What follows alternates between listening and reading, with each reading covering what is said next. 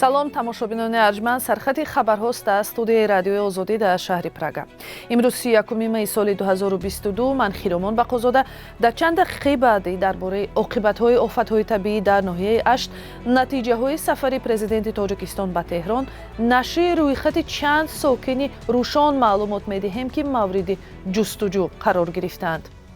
Бар асоси маълумоти пешакӣ дар пайи боронгариҳои сахти дирӯз дар ноҳияи Ашт, ба ҳисобҳои мақомоти ҳолатҳои фавқулода тахминан 8 километр роҳ қисман вайрон шуда, 13 пули чӯбии воқеъ дар ҳудудҳои ин ноҳия пурра хароб шуданд.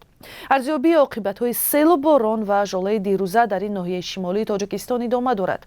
сокинони маҳаллӣ ба радиои озодӣ гуфтанд, ки баъди нисфирӯзии 30 май шоҳиди боришоти сахту номусоидии ҳаво шуданд. тафсилоти ин хабар ба таври муфассал 3 соат баъд дар барномаи ахбори озодӣ тақдим мешавад. субҳи 31 май нирӯҳои Русия ба маркази шаҳри Северодонецк, воқеъ дар шарқи Украина, наздик шуданд. тибқи гузоришҳои расида, бархурдҳо дар кӯчаҳои маркази ин шаҳр ҷараён дорад. президенти Украина Владимир Зеленский мегӯяд, вазъ дар минтақаи Донбасс, ки бомбаборони пайвастаи нирӯҳои Русия мувоҷеҳ мебошад, хеле вазнин аст. раҳбарони 27 кишвари аврупоӣ шоми 30 май розӣ шуданд, ки ҳамчун ҷазои Русия барои ҷангаш зидди Украина аз 2 қисми нафти содиротии Русияро таҳрим кунанд.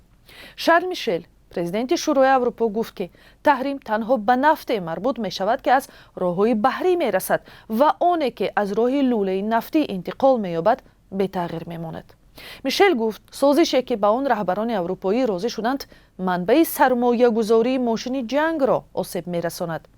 инчунин раҳбарони аврупоӣ ба мувофиқа омаданд, ки Сбербанки Русияро аз низоми байналмилалии SWIFT маҳрум карда, 3 шабакаи давлатии хабаррасони ин кишварро ҳам таҳрим кунанд. шоми 30 май қабл аз бозгашт ба ватан, президенти Тоҷикистон Эмомалӣ Раҳмон дар Теҳрон бо раҳбари олии Эрон Оятуллоҳ Алии Хоманаӣ дидору гуфтугӯ кард. ин мулоқот дар доираи сафари расмии президенти Тоҷикистон ба Эрон сурат гирифт, ки аввалин бор баъди чандин соли муносибатҳои печидаву ноҳамвор сурат мегирад. ба иттилои сайти президенти Тоҷикистон, Эмомалӣ Раҳмон гуфтааст, ки Тоҷикистон алоқаманди идомаи муколамаи созандаи сиёсии сатҳи олӣ мебошад. ӯ гуфтааст, ки Тоҷикистон ҷонибдори тавсеяи рӯзафзуни робитаҳои гуногун арсаи ду кишвар дар рӯҳияи эътимоди байни ҳамдигарӣ мебошад.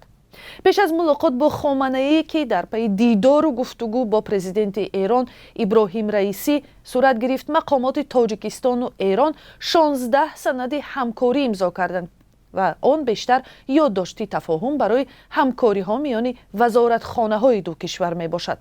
коршиносон сафари расмии президенти Тоҷикистон ба Эронро баъди буҳрони равобит бар пояи иттиҳоми пуштибонӣ аз ҳизби мамнӯи Наҳзати Исломии Тоҷикистон ва асрори нопадидшавии пулҳои соҳибкори эронӣ Бобаки Занҷонӣ дар Тоҷикистон чархиши наве арзёбӣ мекунанд, ки ба тағйирёбии фазои сиёсии минтақа ва ҷаҳон рабт мегирад. дар минтақаҳои ишғолшудаи Украина аз ҷониби низомиёни рус талошҳо барои русификатсия ё маҷбуран русӣ кардани украиниҳо бо сурат идома дорад. дар ин манотиқ дар экранҳои бузург барномаҳои телевизионҳои Русияро намоиш дода, кӯдакони украиниҳоро бо таҳсил дар мактабҳои русии тобистона фаро мегиранд. ҳамчунин гузариш ба рубли русӣ ва додани шиносномаҳои Русия шурӯъ шудааст. ин мавзӯъ ва ҳам гузорише дар бораи афзоиши нархи асъори хориҷӣ ва таъсири он ба нархи бозор дар шимоли Тоҷикистон 3 соат баъд дар барномаҳои ахбори озодӣ тақдими шумо мешавад. ин барномаро пайгиред. вазорати корҳои дохилии Тоҷикистон исми 10 шаҳрванди Тоҷикистонро нашр карда гуфтааст, ки ин нафарон барои ширкат дар ба гуфташ амалҳои террористии 16 то 18 майи соли 2022 дар ноҳияи Рӯшон таҳти ҷустуҷӯи расмӣ қарор дода шуданд. бино ба арзёбиҳои коршиносони беруна, дар ин сана дар ноҳияи Рӯшон эътирози сокинони маҳаллӣ сурат гирифт, ки дар натиҷа аз ҷониби ходимони ҳифзи қонун саркӯб шуд. вазорат бо нашри аксу маълумот дар бораи шахсияти ҷустуҷӯшавандаҳо хостори кӯмак дар муайян кардани макони будубоши ин нафарон шудааст. вазъият дар вилояти мухтори кӯҳистони бадахшон баъди 14 майи имсол печидатар шуд. гурӯҳи сокинони норозӣ аз тарзи таҳқиқи ҳодисаҳои моҳи ноябри соли 2021 истеъфои мақомоти маҳаллиро талаб карданд ва мақомот тасмими пароканда кардани онҳоро гирифтанд. дар беназмиҳои рухдода дар хорух ва саркӯби эътирозҳои рӯшон ба иттилои расмӣ 9 нафар куштаву чандин нафар захмӣ шуданд, вале ба иттилои ғайрирасмӣ шумори кушташудаҳо на камтар аз 20 нафар ва маҷрӯҳон 10 нафар гуфта мешавад. имрӯз 31 май бо як ташаббуси Созмони ҷаҳонии тандурустӣ рӯзи бетамоку эълон шудааст. дар Тоҷикистон рӯзи 2 январи соли 2018 қонуне ба иҷро даромад ки сигаркаширо дар ҷойҳои ҷамъиятӣ манъ мекунад, вале ин қонун дар амал пурра иҷро намешавад. гузашта аз ин солҳои охир чилимкашӣ ё шиша ҳам зиёд шудааст ва дар ин миён духтарҳо ҳам кам нестанд.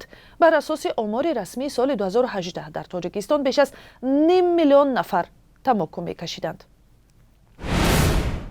бошгоҳи англисии футболи Челси ки моликдораш олигархи рус Роман Абрамович буд, дар як муомилаи тиҷоратӣ ба консорсиуми Тод Бӯли дар Лос-Анҷелес фурӯхта шуд. Абрамович барои наздикиаш ба президенти Русия Владимир Путин ки ҷанги беасосро зидди Украина шурӯъ кард, таҳрим шудааст. 3 миллиарду 200 миллион доллар фоида аз фурӯши Челси ки қиматтарин дар таърихи хариду фурӯшҳои тимҳои варзишӣ будааст, ба корҳои хайрия сарф мешавад.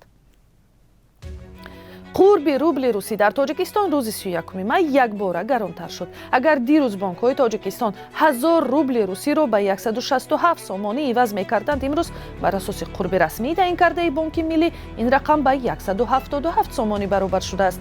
арзиши доллари амрикоӣ имрӯз 11 сомониву 40 дирам ва евро пули аврупоӣ 12 сомониву 26 дирам муқаррар шудааст. тамошобинони азиз, ин буд сархати чанде аз хабарҳои муҳими ин соат. баъди 3 соат дар барномаи ахбори озодӣ хабару гузоришҳои муфассали ҳамкорони моро тамошо кунед.